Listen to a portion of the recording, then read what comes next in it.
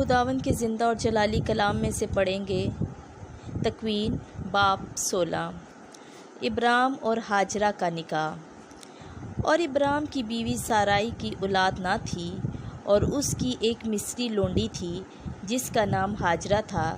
سارائی نے اپنے شوہر سے کہا، دیکھ، خداوند نے مجھے اولاد سے محروم رکھا ہے، پس تو میری لونڈی کے پاس جا، شاید کہ اس سے میرا گھر آباد ہو۔ تو اس نے اس کی بات منظور کی۔ تب سارائی نے بعد میں اس کے کہ وہ کنعان کی زمین میں 10 برس رہے تھے، اپنی مصری لونڈی لے کر اپنے شوہر کو دی کہ اس کی بیوی ہو، اور وہ ہاجرہ کے پاس گیا اور وہ حاملہ ہوئی۔ مگر جب اس نے معلوم کیا کہ میں حاملہ ہوں تو اپنی ملکہ کی حقارت کی۔ تب سارائی نے ابراہیم سے کہا کہ تو مجھ سے بے انصافی کرتا ہے، میں نے اپنی لونڈی تجھے دے دی، اور وہ اپنے آپ کو حاملہ معلوم کر کے میری حقارت کرتی ہے۔ خداوند میرا اور تیرا انصاف کرے۔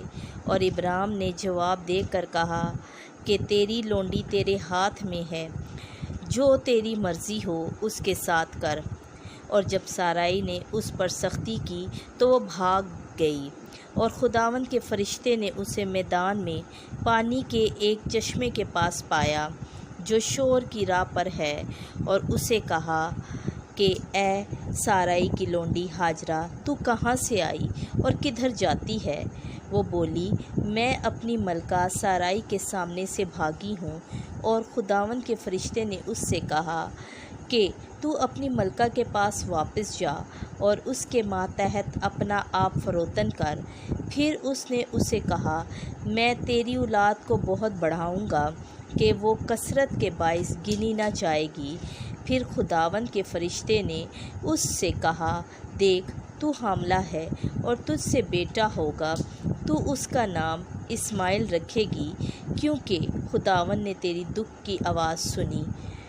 وہ گورخر سا آدمی ہوگا، اور اس کا ہاتھ سب آدمیوں کے خلاف ہوگا، اور سب آدمیوں کے ہاتھ اس کے خلاف، اور وہ اپنے سب بھائیوں کے سامنے بسا رہے گا۔ اور اس نے خداوند کا نام جو اس سے ہم کلام ہوا تھا یوں لیا، تو اے رویا کے خدا۔ کیوں کر وہ بولی، کیا میں نے در حقیقت خدا کو دیکھا اور اپنا رویا کے بعد زندہ رہی؟ اس لیے اس نے اسے کنویں کا نام بحرہیل روئی رکھا، اور قادیش اور باروت کے درمیان۔ اور ابراہیم کے لیے ہاجرہ سے ایک بیٹا پیدا ہوا جس کا نام اسماعیل رکھا گیا۔ اور ابراہیم 86 برس کا تھا جب ہاجرہ سے اسماعیل پیدا ہوا۔ خداوند کے زندہ اور جلالی کلام کا پڑھا، سنا اور سمجھا جانا ہم سب کے لیے باعث برکت ہو، آمین۔